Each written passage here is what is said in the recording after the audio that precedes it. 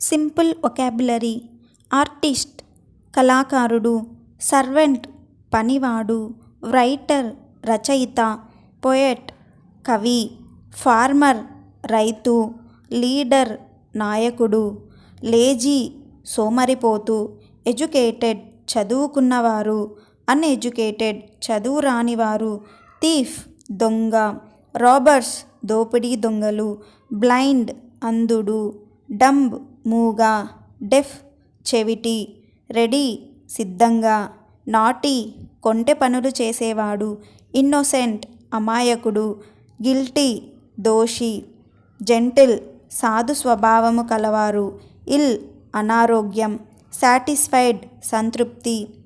If you like this video, please like, share and subscribe. Thank you.